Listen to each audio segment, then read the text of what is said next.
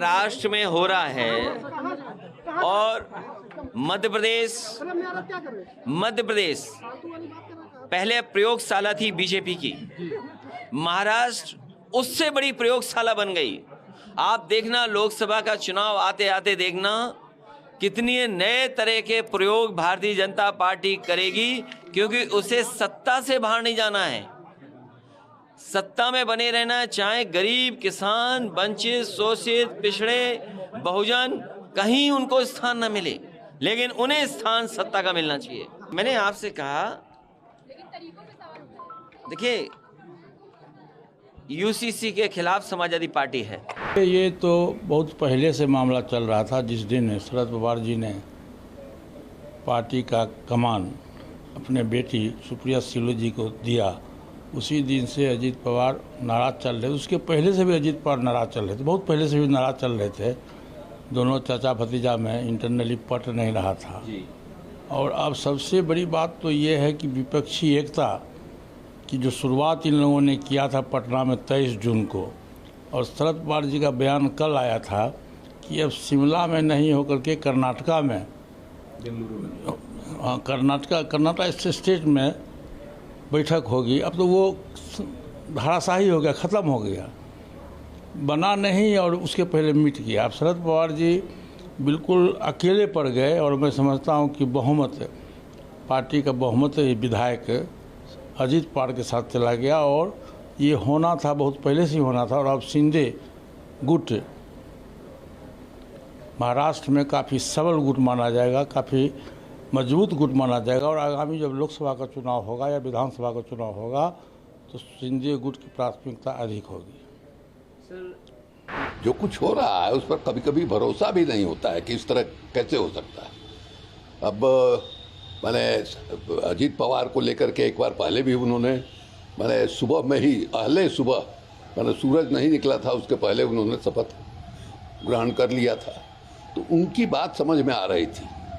लेकिन ये जो पटेल हैं, प्रफुल्ल पटेल, मैंने ये तो मैंने ब्लू आई बॉय कहलाता है शरद पवार के, उस तरह से रहे हैं और भारत सरकार में मंत्री रहे हैं। मैंने इस तरह से कोई दल बदल कर सकता है इसकी कल्पना भी नहीं थी। देखिए राजनीति पर जो इसका असर होगा वो तो होगा ही, इसमें कहीं कोई संदेह नहीं। 30 विधायक जो है निकल के गए हैं। 30 विधायक कम की संख्या काफ़ी बड़ी संख्या होती है। उसके बाद किस तरह से चुनाव ये लोग लड़ेंगे देखने की बात है। हमको नहीं लगता है कि बगैर इतने सहयोगी अब निकल गए आपके पास से, तो शरद पवार जी कितना इफेक्टिव हो सकेंगे ये देखने की बात है। आप कैसे लड़िएगा जब इस तरह से लालच है, मंत्री बनने का लालच है, या जहां आप हैं वहां इतना संतोष है कि आप वहां रहने के लिए तैयार नहीं हैं। ये तो शुरुआत है। भारतीय जनता पार्टी कहां कहां किस राज्य में किस तरह से ऑपरेट कर रही होगी ये कहना बहुत कठिन है। दूसरी बात ये हमको लगता है कि समाज में इसका क्या असर पड़ेगा, लोग क्या कहेंगे। लोगों के अंदर जो एक है कि नहीं साहब, एक नैतिकता की बात होनी चाहिए, जो हम कह रहे हैं उस पर टिके रहने की बात हो सकती है, उसका तो कोई मोल ही नहीं है। लोग कहेंगे कि नहीं साहब ये सब कहने की बात है, किताबी बात है। असली बात यह है कि काम हमारा कैसे बन जाए। ये जो प्रवृत्ति है समाज को जिस दिशा में ले जाएगी उसकी कल्पना से भी डर लगता है। कहाँ जा रहे हैं हम लोग। और राजनीति में अब समाज जो है किसको देख के तय करेगा कि हम कर रहे हैं, जो कर रहे हैं वो सही है या गलत है। जब सब अपने अपने में ही लगे हुए हैं तो समाज में भी एक तरह की माने नैतिक अराजकता पैदा होगी कि किसी न किसी तरह से हम जो है काम निकाल लें। तो ये जो महाराष्ट्र की घटना है, ये घटना बहुत ही दुखदाई है। एक तरफ तो महागठबंधन जो ये उम्मीद कर रहा है कि अगला जो लोकसभा का चुनाव हुआ उसमें हम नरेंद्र मोदी को पटकनियाँ देंगे, उसको जो है धक्का लगा है। और दूसरे समाज में इसका बहुत ही नकारात्मक संदेश जो है जाएगा और राजनीति के प्रति अरुचि का भाव जो है पैदा होगा, निंदा का भाव जो है पैदा होगा। भारतीय जनता पार्टी ने फिर एक बार कसरत की, अपने एजेंसियों को दुरुपयोग करना शुरू कर दिया। पहले भी शिवसेना को तोड़ी थी महाराष्ट्र के अंदर में, मध्य प्रदेश में कांग्रेस को तोड़कर सरकार बनाई। अब विपक्षी एक तरह से इस तरह घबरा गई है भाजपा कि अजित पवार जी को भी मिला लिया, पर व्यक्ति को मिला सकते हो, विचारधारा को नहीं। जनता की उबाल को समाप्त नहीं करोगे।